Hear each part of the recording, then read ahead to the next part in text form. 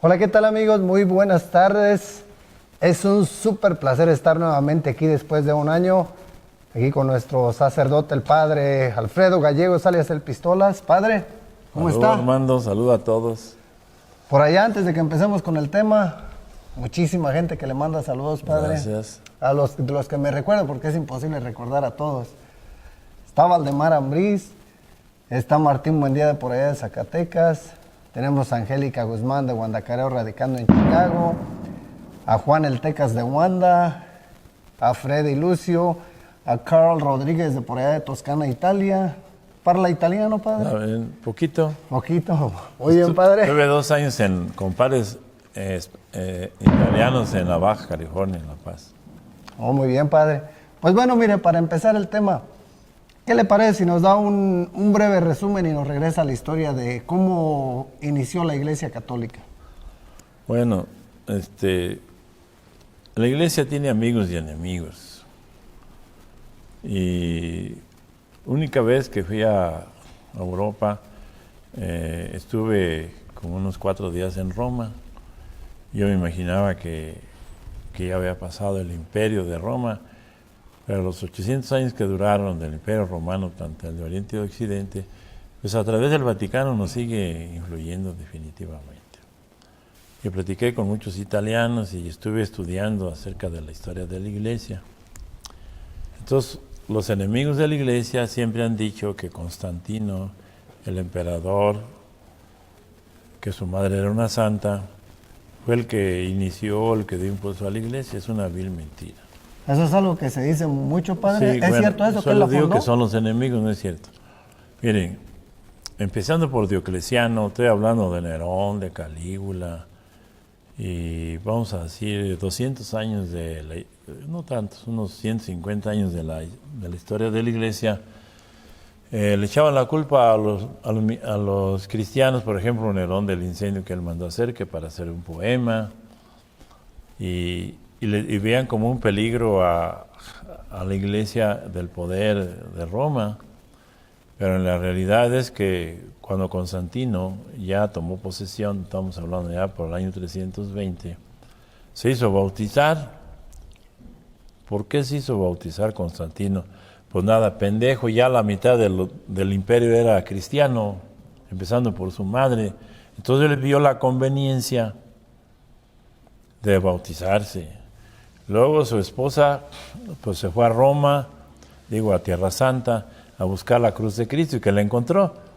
Yo calculo que si se juntaran todas las estillas que hay dizque de la cruz de Cristo, se junta un cerro como de unos 5 metros de altura. Entonces es una vil mentira. No hay ninguna cruz, la cruz de Cristo, ni nos interesa pues, de qué palo era, que si era redondo, que si nomás llevaba el palo de arriba amarrado y luego lo amarraban. No nos interesa nada de eso. Entonces el año 320, que Constantino se hizo bautizar, una basílica que era de un dios pagano. Las basílicas básicamente era un jardín, una plaza. Hacia un lado tenían el teatro, hacia otro lado tenían el crematorio para quemar a los difuntos. En otro tenían un mercado donde vendían vino, no había garrafones, lo que había era tinajas y toda clase de comidas. Estaba la barbería, porque los romanos se resuraban porque decían los bárbaros, quiere decir los barbados, que eran sus enemigos.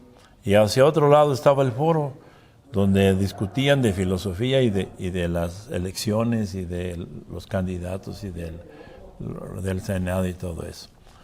Entonces de ahí tomó la palabra basílica y uno de esas basílicas la hizo, pues ya estaba hecha, se llamaba Santa María la Mayor, y fue la primera iglesia cristiana que había en Roma. Y de ahí también se hizo un concilio y ahí lograron que los niños se bautizaran, pero puros adultos se bautizaban. La condición es que papás y padrinos, ante un juramento ante Dios, lleven a los niños a hacer la primera comunión y a confirmarse.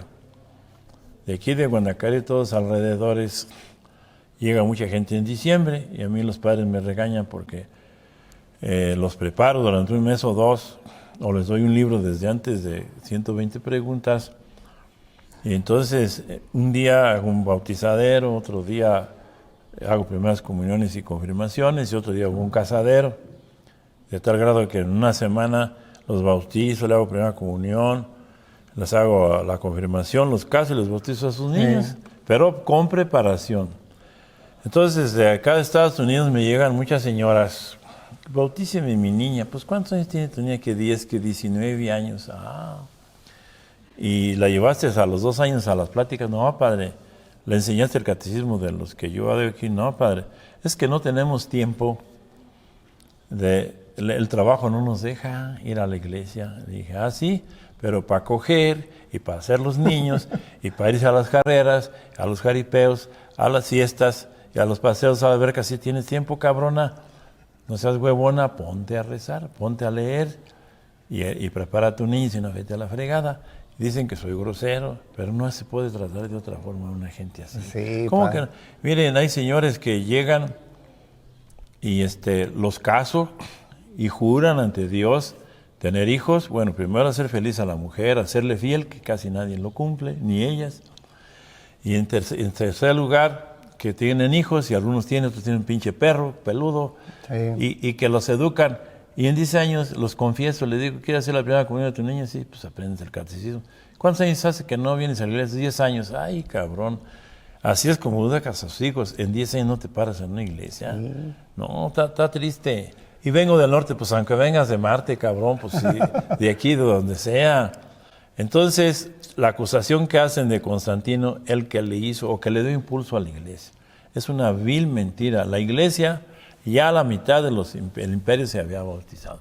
Y fue una conveniencia de él. Y lo sé porque yo sí me chingo a estudiar horas y horas y días, hasta que salgo de la duda.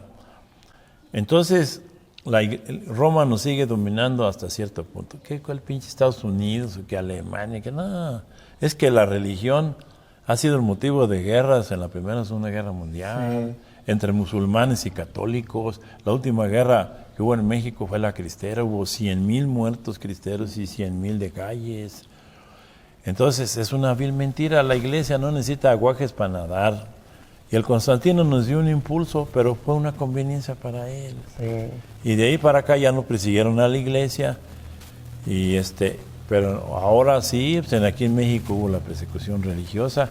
Y disculpando la pelada, pero no la pelan todos los enemigos de la iglesia. Aquí estamos, seguimos adelante. Oiga, padre, ¿y fue Martín Lutero el primer protestante o ya había protestantes antes? No. Estaba Zwinglio, estaba Calvino. Miren, los alemanes, hasta la fecha, la iglesia alemana, a pesar de que es el 40% de católicos en Alemania, son los que dan más dinero, porque ellos ganan algo así como unos 30,000 euros al año. Y por ley dan el 1% a la iglesia, ya sea católica o protestante. Sí. Entonces nadie le gana a Alemania en Caritas y Adveniam, ayudan a hacer iglesias, a los catequistas, a hacer imprentas, a hacer libros. Y en Chicago, por ejemplo, donde vienes tú, me acaban de hablar por teléfono que me regalan 60 bancas de encino, que consiga un tráiler y me las traiga regaladas. Pero el pedo es que el pinche tráiler me cuesta más de $10,000 traerlo. Sí. Y luego necesito durar una semana en la pinche aduana y pagar lo que van a las bancas, vayan a la tiznada. Pues mejor manden mi dinero y aquí las mando a hacer. Sí. ¿Y por qué las están cerrando? Porque los mexicanos llegan a los barrios de los yugoslavos, de los checoslovacos, de los alemanes, y como son tan culos y no dan más que pinche $100 cuando van por allá, como cada 4 o 5 meses, pues se caen las iglesias. Sí. Por ojetes, esa es la palabra. Ya son más culos que patas, como los enanos. Así es que el latino, mugroso, latino, tacaño, taquino, que nomás van a ver a las iglesias a que bauticen o les den dinero para mandar a los muertos para acá. Es la tristeza. Es.